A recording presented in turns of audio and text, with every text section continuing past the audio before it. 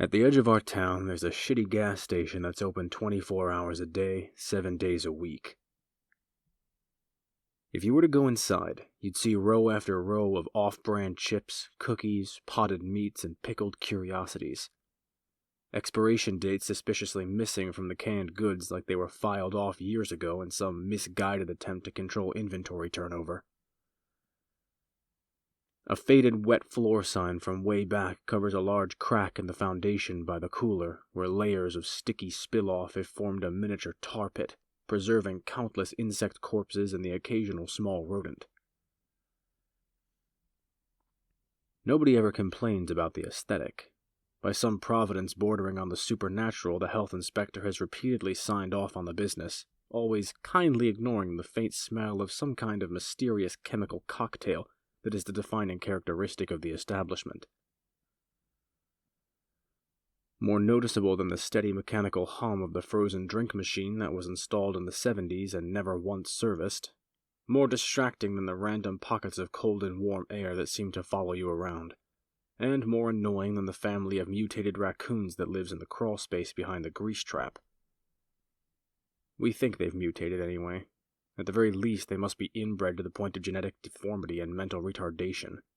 The alpha, a muscular 3-foot-tall son of a bitch named Rocco, has been spotted multiple times chewing on people's tires and has been run over at least twice but keeps coming back.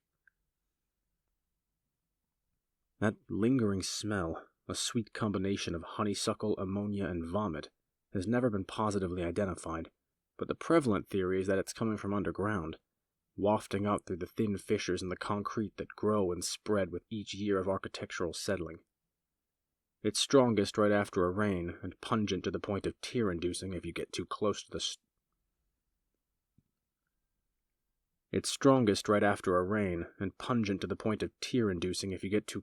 storm drains where even Rocco and his clan refuse to tread. If you were to go inside, you might also see the bathroom cowboy. He's sort of an urban legend around here, only ever appearing when you're alone and unsuspecting.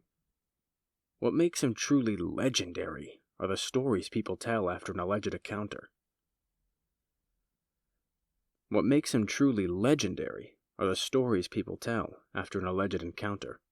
The accounts run the gamut from pretty weird to impossibly bizarre. Like the guy last month who went for a pee but changed his mind when he saw him standing there next to the urinal, wearing a duster, bandana, boots, and chaps, handing out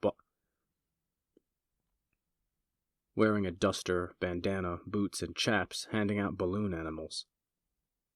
Or a couple weeks later, when another customer stepped into the same bathroom to see a man wearing nothing but a cowboy hat, boxers, and boots with spurs, literally grinding an axe on an old-fashioned stone-sharpening wheel.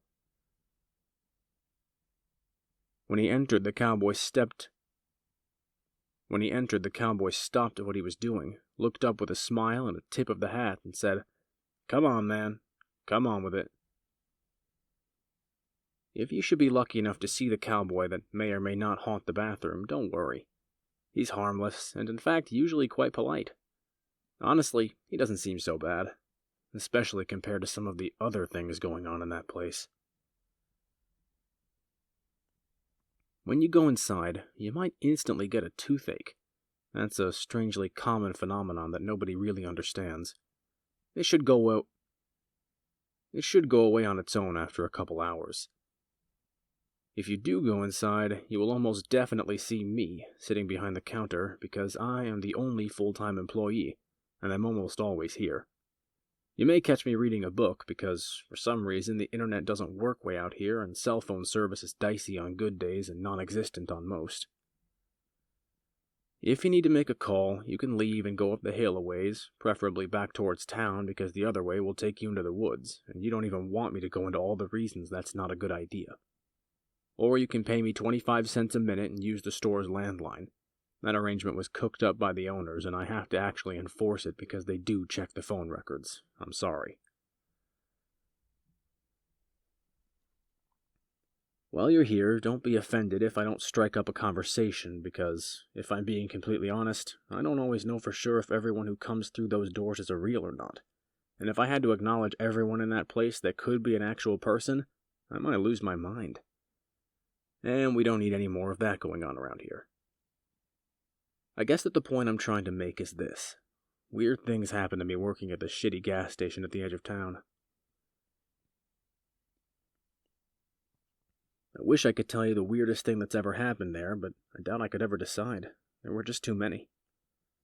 I've seen a total of 4 coffins inside the store on 3 different occasions.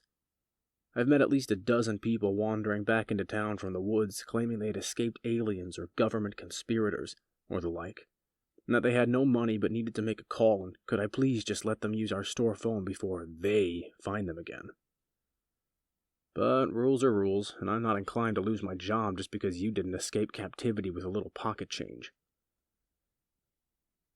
And then, of course, there was Farmer Brown, yeah, that's his real name, who got mad at us and complained about the bulk feed we'd been ordering for him.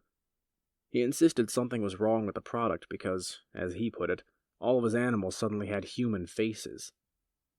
We settled with him by charging a significant discount on his next couple purchases. He stopped coming in not long after, and they found what was left of his body inside a bedroom at his farmhouse that had been locked from the inside. As far as I know, they still haven't figured that one out.